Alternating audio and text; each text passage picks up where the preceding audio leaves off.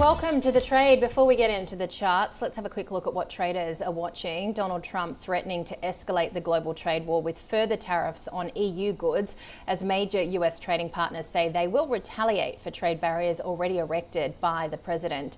Global trade forecast to grow, albeit less robustly, as the world reacts to the tariff policies. This according to Germany's DHL Group, who told Reuters that Indonesia, Vietnam, India and the Philippines are forecast to lead in trade growth from 2024 to 2029. The US budget deficit for the first 5 months of fiscal 2025 has hit a record $1.15 trillion US, according to the Treasury Department, and that includes a $307 billion February deficit for President Trump's first full month in office. That's up 4% from 2024. The Kremlin saying on Wednesday it's awaiting details from Washington about a proposal for a 30-day ceasefire in Ukraine before responding. US Secretary of State Marco Rubio hoping a deal will be struck within days. The struggling US chipmaker Intel has named former board member and chip industry veteran Lip-Bu Tan as its CEO effective from March 18, more than 3 months after it was ousted, or rather it ousted the company veteran Pat Gelsinger.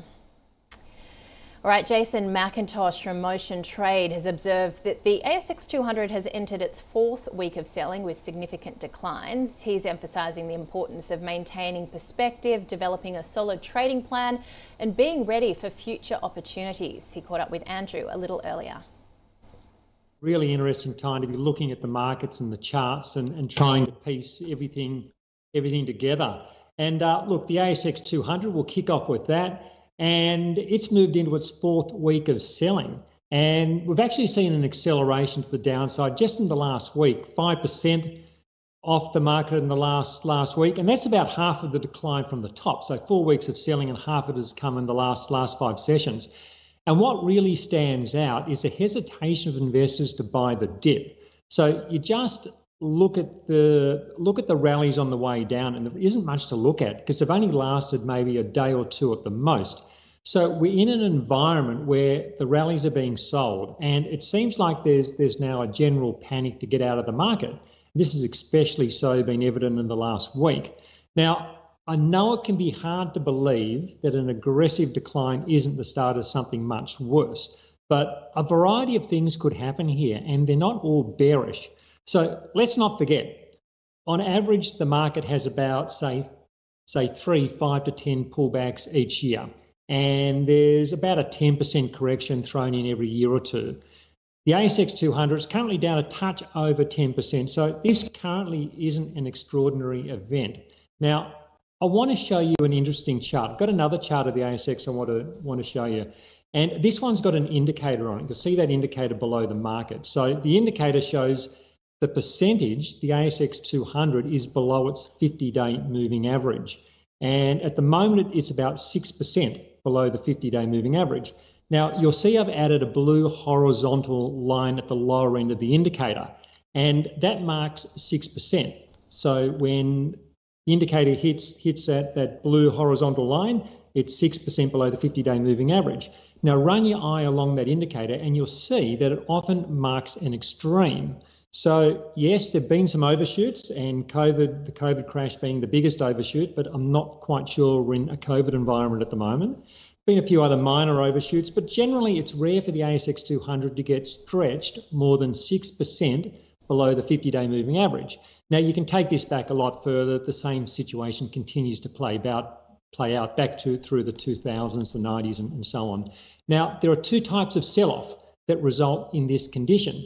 There's a capitulation, the capitulation selling that often comes near the end of a multi-month correction, and that's certainly not the case at the moment. It's 4 weeks. The other situation occurs when there's panic selling from a market high, and this is when prices quickly move from above the 50-day moving average to being stretched below the 50-day moving average. And then what tends to happen is the market stabilises before eventually moving higher. I think that's where what we're probably seeing now. So I think we need to keep this current decline in perspective.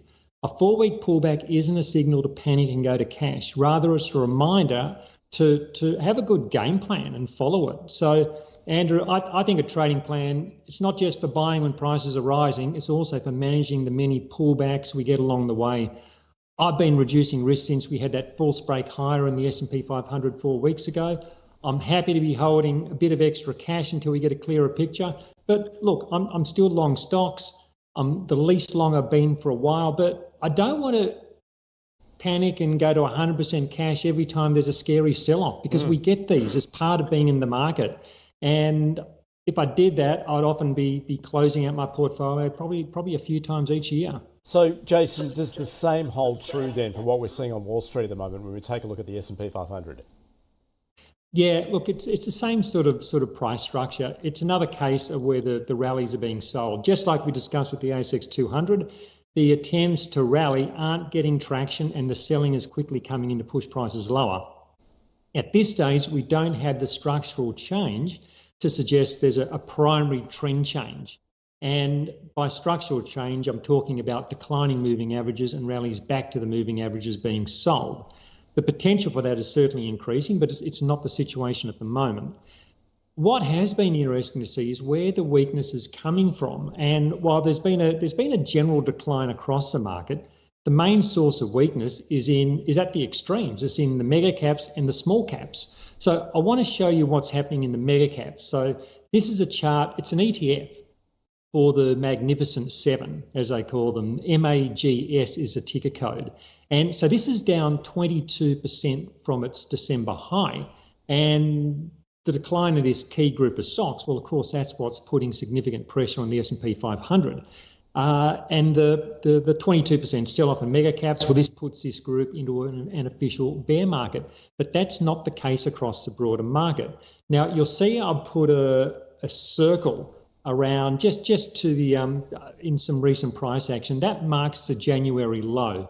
Now look how far this group has fallen since that January low. It's been down as much as 14% since then.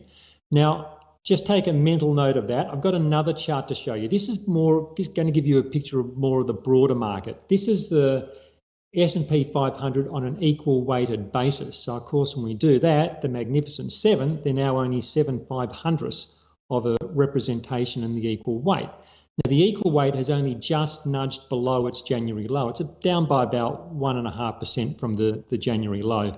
So yes, there is weakening across the S&P 500 broadly, but it's not the more aggressive selling that we've seen in some of those mega caps. And this is, of course, the biggest drag on the S&P 500.